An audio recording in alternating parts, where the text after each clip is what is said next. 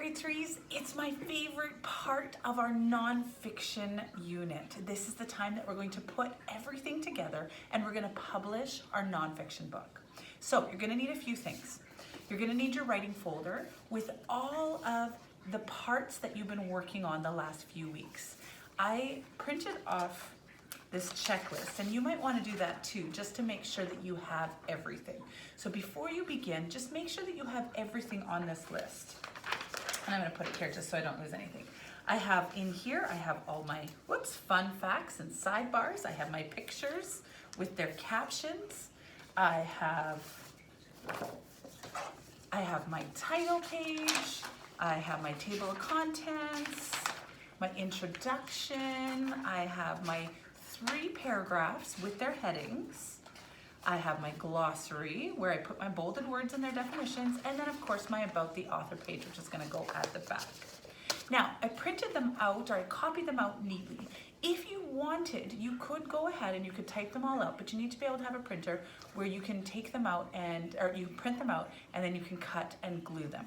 So what you're going to need is you're also going to need scissors and glue, and possibly a stapler if you have one. That would be great, so we can staple all the pieces together. Now, you're going to want to find some separate sheets of paper like this.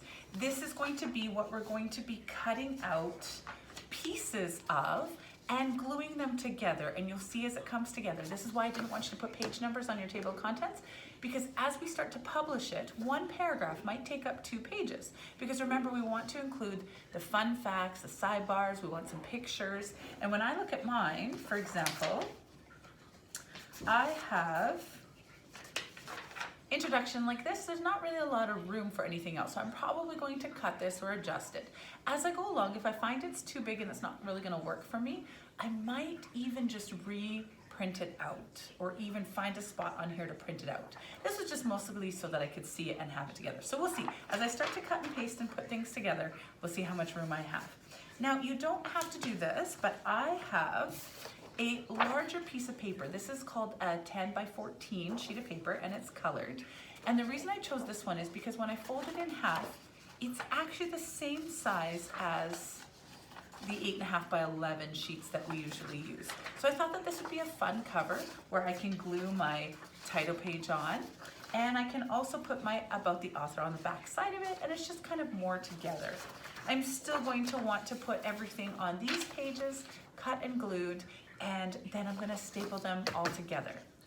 Now, I am going to try and do this well on video. I'm going to time lapse it so it's a little bit faster so it doesn't take so long. So there's some ideas, but you can always fast forward it to the end and see how it ends.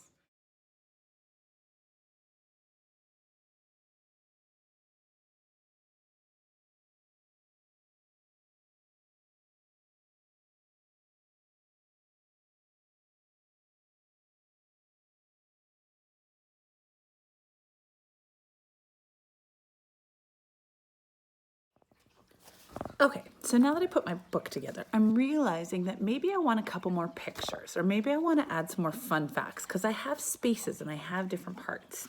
So I'm going to go through my book with you just really quickly so you can see how it ends. So I have my title page here all together, all about dogs.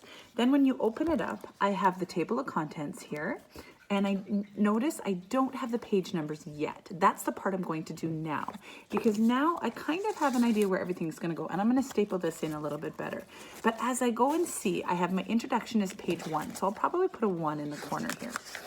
Excuse me. Then when I open it here, my first header is all about dog breeds. So this would be number 2. This would be page number 3, and look, I have my sidebar on the side here. Maybe I want to add another fun fact in here, or maybe I want to write something else that's cool in there because I do have a space there. It's fine to have a space as well. I just didn't know when I was printing off pictures what I would need, same as you. And then in here we have the next one, dogs as pets. I have my fun fact here, some information. As you can see, I have another bolded word for my glossary. And this is about training for dogs. So that's why I put that in here, because dogs as pets. I've got my diagram about how to train a dog to walk on a leash. I've got a picture here of Wyatt with my dog Morgan giving him kisses. And there's my picture caption.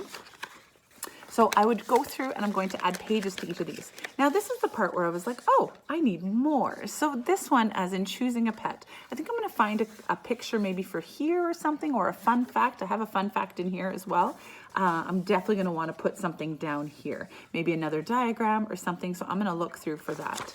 And then I have a blank page here, which is okay because sometimes books have a blank page at the end. I have my glossary and I have my about the author. So I'm gonna go ahead now and I'm going to put page numbers on all of them. And then I'm going to add into my table of contents what page everything is on. I hope that you have fun. I'm super excited to see your book as it comes together. You can publish it any way you want. I just showed you the way that we would have done it in class if we were all together. You can just staple the pieces together. You can just have a staple in the front.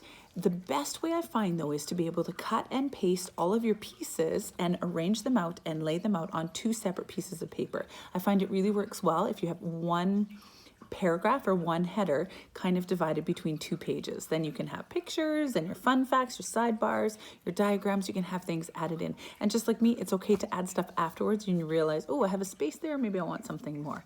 But you decide how you want to publish it. That's one way that you can do it. And take pictures of it when it's done. Show me what you've done. Show me your pages. You could also even do your own video, record yourself talking through your book and showing it to me. Or you can also bring it to me when you come on the last week of school, when you come and go to come see me when you sign up, and I have a gift for you. So bring it and then I can look through it then and see your book then.